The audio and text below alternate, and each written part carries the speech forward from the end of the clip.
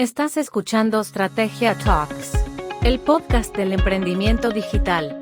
Entrevistamos a fundadores de startups y actores del ecosistema digital para visibilizar sus historias, sus éxitos y aprendizajes más relevantes.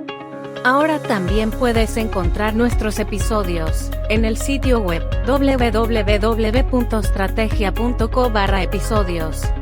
Con ustedes, nuestro anfitrión, Oscar Durán.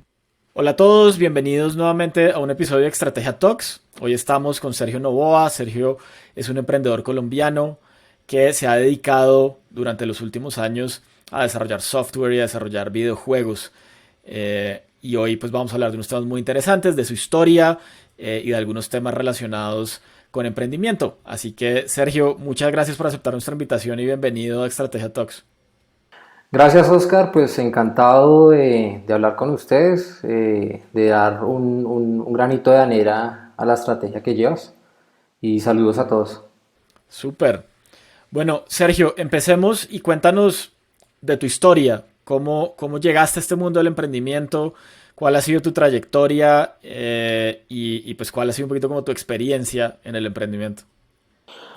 Bueno, el emprendimiento vino a mi vida como una forma de irreverencia. En los tiempos en los que yo estaba en mi pregrado no se nos enseñaba abiertamente que abrir empresa es una opción, ni se nos entrenan las ingenierías para ello. Es en conformidad frente a la regla común de mis compañeros o digamos que de ese pequeño sistema en el que nos metían, hizo que yo viera para otro lado. Y desde el 2012, gracias a habernos ganado nuestro primer fondo de inversión en el Fondo Emprender, fuimos para aquel entonces pues la primera empresa de videojuegos apoyada por el SENA con este fondo. A lo largo de esos 6 años que duré con WeCanTo Studios, estuvimos en ruedas de negocios, estuvimos digamos como en la cuna de la innovación para aquel entonces en Colombia, y digamos que estuvimos muy de la mano de entender cómo emprender. No teníamos reglas, no teníamos maestros, no éramos de esas familias.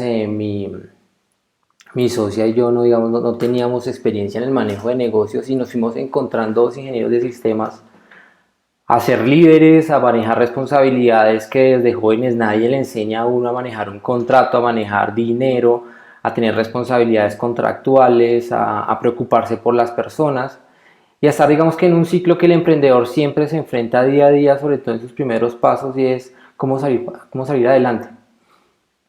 A lo largo digamos de los 6 años que duró WeCanTo, estuvimos en boga del entorno de la industria de videojuegos y del entorno del pequeño entorno que tiene Colombia en videojuegos, conociéndonos con todos, pero siempre marcando nuestra propia historia como independientes, como estudio en el que quería evolucionar y simplemente se buscaba las formas de adaptarse al mercado. Empezamos con videojuegos para web browsers, empezamos después trabajando para mobiles.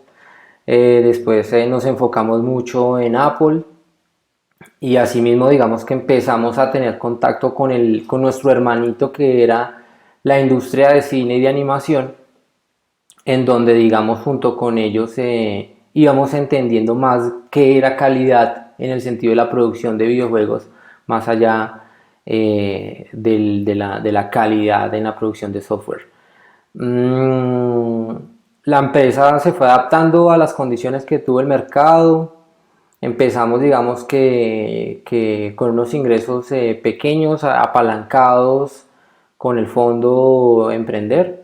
Superamos con creces las expectativas que planteamos en el modelo de negocio inicial y entendimos pues que los modelos de negocios a priori o determinísticos pues eran difíciles de sostener bajo la situación actual en la que nosotros nos encontramos. Entonces tuvimos que adaptarnos rápidamente a nuestro entorno, adaptar nuestras condiciones y nuestros skills, y siempre buscamos, tanto mi socia como yo, en el estudio qué era lo que teníamos que hacer para cometer uno menos errores, para ser mejores emprendedores y rodearnos de mejores personas.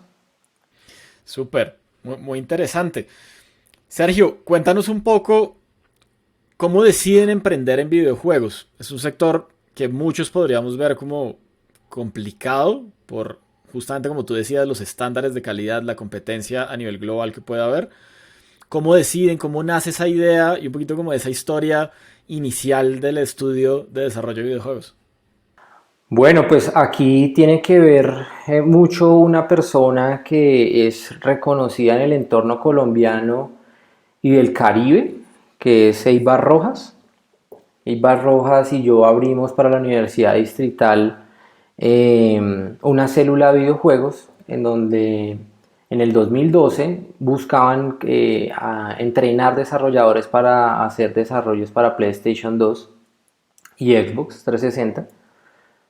Y de ahí vino la idea, o sea, cuando uno está en la universidad ve las cosas muy cuadriculadas en ingeniería, pero cuando te muestran un entorno de estos gráficos, donde la computación gráfica es otro mundo distinto, lo más cercano que yo vi para aquel entonces fue matemáticas vectoriales, pues eso digamos que es como un postre para los ojos para uno, decir que puede ser que aquel hobby o aquella actividad que te daba tanto placer generase dinero y ver una empresa que tenía, no sé, yo creo que 80 y pico de personas trabajando en ello, pues lo llena a uno de muchas expectativas.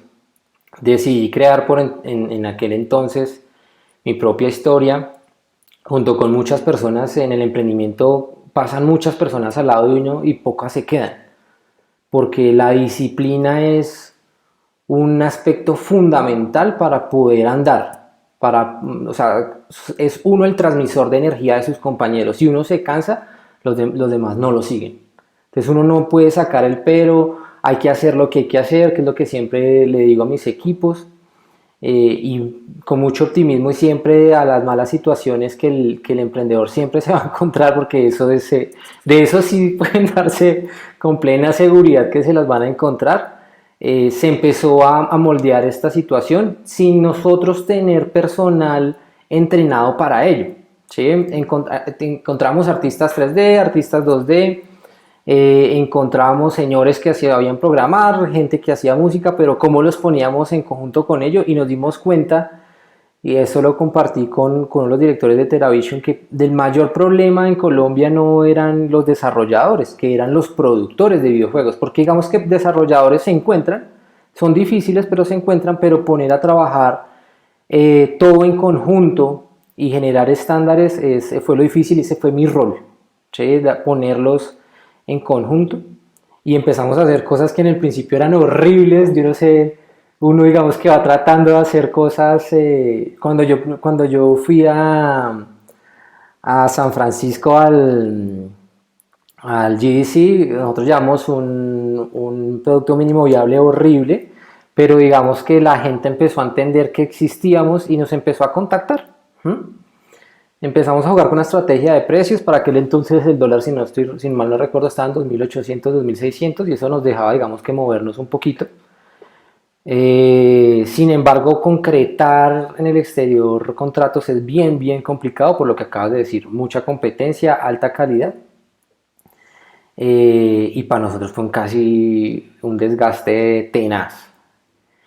Sin embargo, eso no hacía que perdiéramos la fe. El Estado empezó a generar tanto convocatorias, fondos de inversión, en donde nosotros podíamos empezar a mostrar qué podíamos hacer. Éramos muy críticos también, éramos muy autocríticos, y eso nos ayudó a irnos, que en comparación con los demás estudios, a mejorar nuestra calidad.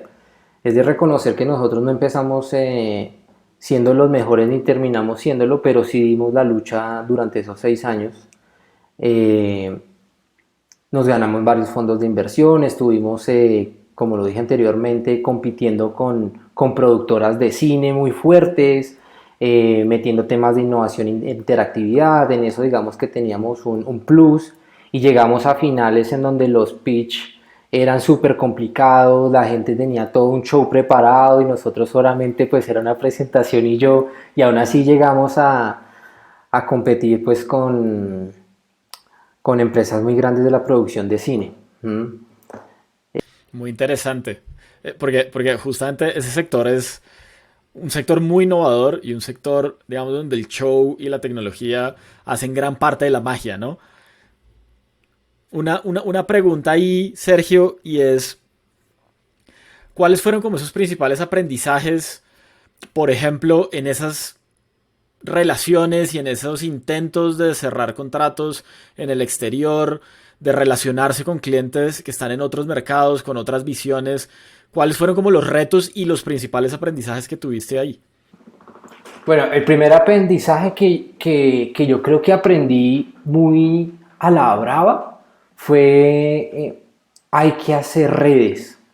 Eso fue el último gran aprendizaje, redes de valor. Uno tiene que agregarle a su entorno. Eso es muy importante, es entender el mercado y yo ahí qué estoy haciendo. ¿Sí? Gente se irá por estrategias de precio, gente se irá por estrategias de calidad muy duras, por renombres, etcétera, pero uno tiene que saber ubicarse, saber dónde está parado, es como la primera lección. La segunda lección es sacarle provecho a sus fortalezas. Las fortalezas en definitiva son algo que debemos explorar. Todo el mundo vamos a tener dificultades y debilidades, pero hay que saber identificar cuáles son las fortalezas. La tercera es la disciplina. La disciplina es súper importante. Es un tema en donde, y sobre todo muy al principio, uno es el primero que llega y el último que sale. Uno es el que debe estar planeándolo. Los líderes en general somos las personas que, mientras los demás están descansando, estamos planeando el siguiente sprint, qué es lo que vamos a hacer. Y eso digamos que tiene que ser un diferenciador en cualquier emprendedor. Lo tercero es saber vender. Definitivamente lo más importante.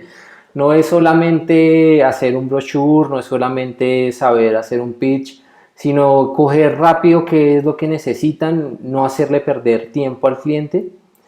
Y lo más importante cuando ya, digamos, los ingresos se empiezan a ver, es tener para mi caso que era una empresa de proyectos, una muy buena gestión de proyectos. La gestión de proyectos definitivamente tiene que saberse manejar con las metodologías. Para un emprendedor es difícil llegar siempre al mejor recurso humano, entonces hay que saberlas aplicar, no hay que casarse con un paradigma. Casarse con un paradigma yo creo que puede llegarlo a hacer quebrar a uno y hay que saberse adaptar. Ya por último, esas serían como mis 5 lecciones aprendidas del emprendimiento. Muy interesante. Ahorita hablabas de talento, ¿no? Y de un poquito los retos que hay en conseguir talento, sobre todo en Colombia o en Latinoamérica, para sectores tan especializados como el desarrollo de videojuegos. ¿Cómo fue esa experiencia de armar como el primer equipo y de empezar a sostener durante esos 6 años el equipo? Bueno, nadie trabaja en videojuegos obligado. Esa es la gran ventaja de la industria de los videojuegos. No hay alguien que diga, no, es que yo no encontré trabajo, me tocó trabajar en videojuegos. No, señor. La gente quiere trabajar en videojuegos. Yo tuve compañeros del MBA que me decían, pero loco, usted tuvo la gran oportunidad de su vida. O sea, ya debe estar realizado porque trabajó en lo que usted quería. Y yo decía, sí. Trabajar en videojuegos tiene esa gran ventaja. Llegar a la mejor exposición del talento artístico digital, dado que los videojuegos son algo en lo que uno quiere sacar el pecho. Por ejemplo, nosotros lanzamos uno de los videojuegos en uno de estos eventos que se llama como Colombia 3.0, Colombia 4.0, acompañados con la Fuerza Aérea en un show gigantísimo que la Fuerza Aérea preparó, mucha gente digamos alrededor de este evento, y pues para los artistas y para uno como emprendedor eso es súper importante. Entonces la motivación está más allá de la extrínseca, es muy intrínseca porque realmente quiero trabajar en lo que yo quiero. Eso nos ayudó bastante a atraer talento, bastante a atraer cualquier tipo de persona que quisiera trabajar con nosotros. Nos encontramos con voiceovers súper buenísimos, nos encontramos con diseñadores que cuando se acaban los proyectos a mí me dolía que se fueran, animadores muy buenos. Teníamos que ser súper controlados con la cantidad de polígonos, por ejemplo, que usábamos para aquel entonces los dispositivos, unos procesos de QA-tesísimos que nos hacían prácticamente volver a programar todo, y los pelados siempre estaban ahí. La camaradería, en combinación con el respeto, en la anterior pregunta también sería algo muy importante, ¿sí? Los equipos deben tener camaradería. Y deben ser también entender que hay responsabilidades frente a unos contratos y unas responsabilidades que tiene la empresa. Cuando esa dinámica se logra y hay una comunicación lo suficiente, no plenamente abierta, porque pues hay cosas que definitivamente no se pueden llevar a la mesa de todos, las cosas andan. Y siempre tuve la fortuna de apoyarme en un equipo, siempre he tenido la fortuna de transmitirles una visión. Y siempre digamos que mi trabajo durante todo este tiempo de mi vida profesional ha sido transmitir una visión con un lenguaje claro. De hecho, una compañera me decía que una de mis grandes virtudes era mi franqueza, entonces eso también me ha ayudado bastante. Muy chévere. Una muy buena historia, Sergio. Y entonces el estudio empieza a crecer, empiezan a tener contratos. ¿Por qué no nos cuentas un poco como de esos proyectos más interesantes que pudieron realizar y cómo fue esa etapa del emprendimiento donde empezaron a crecer y a consolidarse en el mercado? No me acuerdo bien los años, creo que para el 2015 Wicantú tiene un salto en ventas gigante. Leandra Medina, mi socia, aplica una estrategia muy tesa. Recuerden pues que nosotros veníamos prácticamente de cero experiencia y hace crecer la empresa. Esa empresa se dispara, yo me lleno de proyectos, empiezo a llenar la oficina de gente, tuvimos que alquilar la oficina de lado porque no nos cabía la gente. Y empezamos a trabajar en diferentes frentes. Digamos que la estrategia de Leandra, y aquí sí pues tengo que darle todo el crédito a ella, fue convertir más la empresa en cómo podíamos aportarle a ese entorno en el que estábamos. Y se vuelve como una agencia basada en gamification. Hacíamos videojuegos como nuestra primera línea, hacíamos contenido con plataformas que ya adoptaban gamification como una manera de hacer que el usuario tuviera más engagement con el contenido. Empezamos a entender todo este tema del content first, user experience, bueno, y todo este tipo de conceptos con una tecnología que empieza a salir muy al tiempo, y nosotros las adaptamos rápidamente para empezar a dar soluciones a los clientes. Empezamos a trabajar con el Ministerio de Educación, hicimos un juego buenísimo que está en la intranet de ellos y usa como el manual de introducción para ser empleado público y los pone a jugar. Trabajamos para Carvajal con Norma, trabajamos con la Fuerza Aérea Colombiana, trabajamos como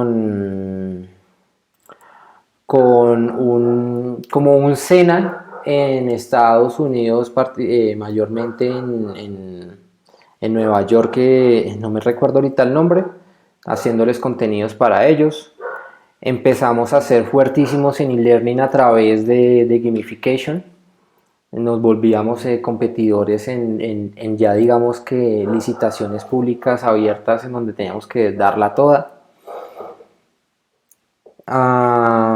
Y empezamos a trabajar en plataformas de gamification, en donde transformamos las experiencias de usuario en muchas entidades, en muchas empresas, bancos, entidades cooperativas que estaban buscando este tipo de cosas. Tuvimos muchos contactos con SAP Miller para aquel entonces, en donde digamos que estaban muy preocupados en temas de unificar digamos que todo su sistema de recursos humanos. Trabajamos también con farmacéuticas, con Boehringer Ingelheim trabajamos. digamos que ese es como un set de clientes que teníamos y de potenciales clientes, porque muchos de estos, las propuestas son parte de participar con ellos. Estuvimos a la boga. Éramos referentes también con ciertas agencias de publicidad. Súper. Bueno, y entonces las cosas se empezaron a poner difíciles en algún momento. ¿Qué pasó? ¿Cómo afrontaron esos también momentos difíciles que para uno como emprendedor seguramente no es fácil empezar a entender que su negocio tiene oportunidades, que de pronto no lo estamos haciendo tan bien, o incluso afrontar la decisión de pivotear o de cerrar? Sí. Bueno, dentro de los pivotes éramos primeramente una empresa dedicada a hacer videojuegos. Digamos que teníamos la mente en cumplir nuestro sueño realidad. Cuando ya tiene uno responsabilidades, tiene que decir, oiga, ¿cómo me adapto? Entonces el segundo pivote grande fue en hacer esta agencia, en convertir a WeCanTo en una especie de agencia de este tipo sin perder nuestra esencia. Y después nos volvimos mucho más especializados en ello. Entonces dejamos de hacer, digamos, contenido y solamente nos dedicamos a temas muy interactivos a través de gamification. Nos empezamos a meter en proyectos fuera de la ciudad y en proyectos grandes. Para el 2018, si mal no recuerdo, estuvimos con una entidad que requería que le hiciéramos una plataforma completa de gamification para implementar unas soluciones que conectaban a los emprendedores, a los innovadores y a proveedores para crear soluciones. ¿Sí? La idea es que la gente ponía como valor en el tema, digamos que yo voy a solucionar tal tipo de cosas, que se me quiere unir, y empezaban a tener una red en el tema, y adicionalmente teníamos como 3 proyectos en línea. Y yo estaba estudiando el MBA y para aquel entonces pues me sentaba a revisar nuestros números y me empezaba a preocupar el nivel de apalancamiento que teníamos, ¿sí? Me daba cuenta que WeCanTo año tras año pagaba de sus profits, pagaba prácticamente que mucho tiempo de la nómina y no estábamos siendo realmente un buen negocio. Cuando este tipo empezamos a entender, a leer nuestros estados financieros, a compararnos con los de la industria, a compararnos con nuestro alrededor, pues no éramos ni la más mala, pero tampoco éramos la más buena, pero sí nos empezó a afectar el flujo de caja. Esas realidades son las realidades que uno aprende a través de la academia. La academia nos dio entonces las herramientas para identificar que algo había mal y pusimos unos límites. Si esto llega a pasar, lo mejor, dado nuestro histórico, es tomar tal decisión. Las cosas se pusieron difíciles cuando ya seguíamos invirtiendo en los proyectos y no nos aprobaban las facturas. En las empresas de proyectos, yo no conozco mucho las empresas de producto. El flujo de caja es el rey. Si no hay flujo de caja, todas tus aspiraciones, todas tus metas se van para el piso y es ahí donde hay que tomar decisiones y hay que verse uno también como socio. ¿Cuáles son mis intereses frente a la empresa? Estoy sacrificando tiempo, sueño, salud, dinero, pero ya me tengo que ver como un socio. Ya pasaron los tiempos de haber invertido tantas ganas en donde vamos a volver esto un poco más inteligente, es hacer esfuerzo inteligente. Y nos empezamos a dar cuenta que nos estamos apalancando demasiado, o sea, que nuestras facturas futuras solamente lo único que iban a hacer era pagar intereses y el capital. Y nos íbamos a quedar a pasar mucho en los estados financieros a patrimonio, y cuando uno pasa plata al patrimonio es porque la plata se perdió, ¿sí? La plata en el patrimonio no está en ningún lado. Digamos que en su estado financiero dice, uy no, qué patrimonio tan alto, 50.000 millones de pesos, esa plata no existe. Esa plata uno no la puede sacar, no la puede ir a vender, no sé, una propiedad intelectual no es tan fácil en Colombia porque todo esto son propiedades intelectuales. Y en una empresa de proyectos esto es súper clave. Empezamos a perder flujo de caja, empezamos a tener problemas con los clientes por el mismo estrés de que no podíamos avanzar. entramos en default en ciertos bancos y esto ya nos hizo tomar la decisión de renegociar nuestros contratos, cerrar la empresa y decirle a nuestro equipo ya no más. ¿Cómo es ese momento, Sergio, que seguramente no es nada fácil, pero cómo es ese momento donde uno le dice al equipo, no vamos más y hasta aquí llegamos? Difícil, fue muy difícil, además fue para una Navidad. Eso es muy triste. Yo no sé si no habrá el emprendedor que se ponga triste o se deprima por estas situaciones. Eso es un enfrentar una realidad, tanto como cuando uno rompe con una novia que ama. Sí, hay que hacer un proceso de catarsis, es un proceso ya muy personal, tomar la decisión bajo los números y decir, oiga, mi vida cambia, ahora tengo que inventarme otra cosa, ahora tengo que ponerme a hacer otras cosas. Es una situación en la que lo primero que hay que hacer es ser honestos con uno mismo, ¿sí? No se trata solamente de sueños no cumplidos o de fracasos. Se trata también del futuro de uno, se trata también de las personas que están rodeadas a uno, se trata de la familia y llega el momento en donde eso sale como prioritario. Los sueños personales, el emprendedor se enamora mucho de la solución, pero el emprendedor se tiene que enamorar del problema, digo yo, se debe enamorar en que pues, tiene cosas que solucionar, más no que ir a empujar la solución y hacerla caber.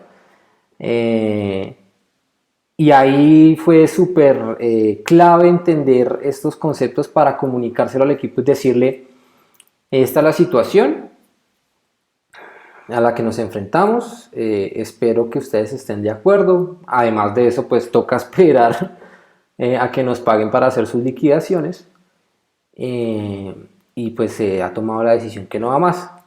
No tuvimos el problema de tener muchos empleados en contra, digamos que estas situaciones no son fáciles de manejar, las personas pues no trabajan porque sí, necesitan su dinero y llevar digamos que el proceso para cerrar todas las cuentas, lo cual de ahí saco los temas tributarios que aquí en Colombia, Dios mío, esto es un dolor de cabeza. Fue un acto reconciliatorio con nosotros mismos, fue un acto en donde nos sentimos tranquilos, produjo mucha tristeza. Leandra y yo pues tuvimos discusiones a posteriori de saber si habíamos tomado o no la decisión correcta, pero uno toma la decisión con los datos que tiene. Uno tiene unas expectativas de crecimiento que digamos que están enmarcadas en cómo se mueve el mercado, pero también veíamos que el mercado se está empezando a cerrar. Y esto pasó pues justo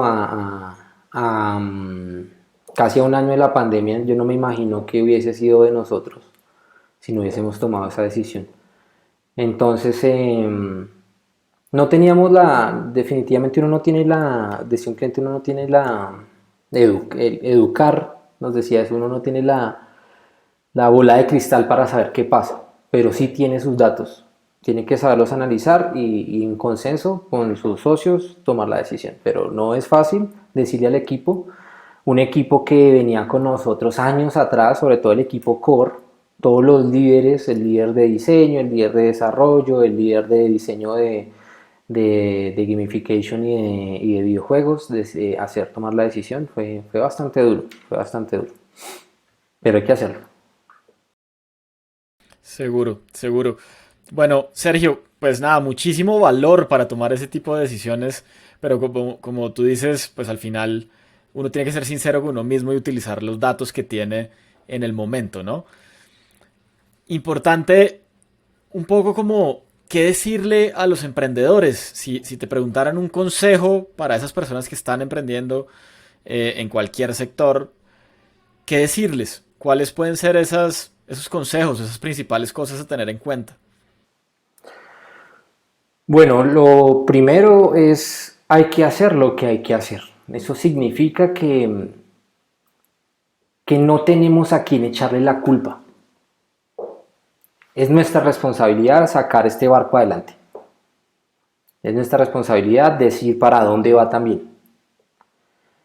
Entonces, dejémonos de excusas, hay que echar para adelante y hay que empujar muy duro. El siguiente consejo es, hay que saber manejar riesgos. Los riesgos hay que cuantificarlos, no hay que llenarse de riesgos, 20.000 riesgos y entonces no me puedo mover. No, hay que ser valientes además, hay que ser atrevidos. Mi consejo personal es, hay que ser inconformes, y ese inconformismo no es un inconformismo frente a pelear con todo el mundo, sino es un inconformismo en, venga, yo me reto, ¿sí? Eso debe ir muy en las venas de decir, el empleado crece rápido, pero hacia adelante, ¿cómo le irá a ir? ¿Será que algún día va a crecer de eso? Pero el emprendedor crece sostenido tras unas experiencias que sostiene. Y eso, digamos, no debe, es la realidad que debemos asumir como emprendedores. Es una realidad en que el emprendimiento es una decisión de vida. El emprendimiento, sea que estén o se salgan como en mi caso pasó, es una decisión que deben asumir de la mejor manera. No es un probar, no es una segunda opción. Muy hacia mi interior digo, hay que ponérsela toda al emprendimiento, y hay que ser muy serios. Wiccan tuve algo que nunca tuvo problemas con los deliveries. Hay que ser muy serios. ¿Sí? Básicamente eso. Súper, súper, muy bien. Y para finalizar, recomiéndanos un libro. Siempre nos gusta, yo soy un apasionado de la lectura, y nos gusta como que nuestros invitados nos ayuden recomendándonos un libro que nos pueda servir. De Goldratt, hay un libro que me parece súper clave que se llama Cadena Crítica. Se lo recomiendo a los emprendedores de proyectos o los que están en fase de proyecto antes de ir a fase de producto.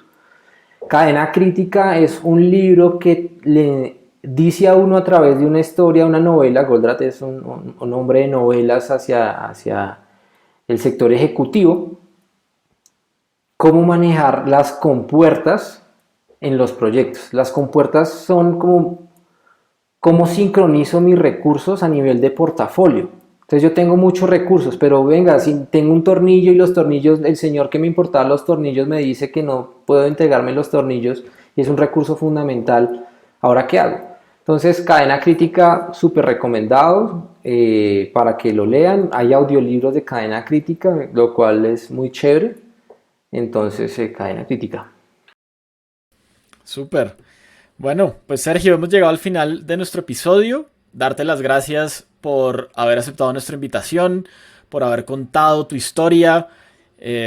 Yo siempre he pensado que las historias de éxitos, pero también las de fracasos y las de cierres y las de los momentos difíciles son las que al final nos ayudan como ecosistema a ser más fuertes. Así que muchísimas gracias por haber contado tu historia hoy y gracias por todos los mensajes que le dejas a los emprendedores.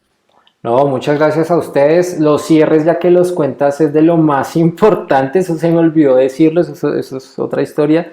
Los cierres son fundamentales. Siempre hay que dejar las puertas abiertas. Entonces también pues muchas gracias y de esa manera pues también dejo la puerta abierta para cuando me necesiten, lo que necesiten, con mucho gusto estoy a la orden. Bueno, súper. Y muchas gracias a todos por haber estado conectados hoy con Estrategia Talks. Les recuerdo que nos pueden seguir en cualquiera de las plataformas de podcast, en iVoox, en Spotify, en Apple, en Google Podcast y también en nuestro canal de YouTube como numeral Estrategia Talks. Así que muchas gracias y nos vemos en el siguiente episodio. Chao.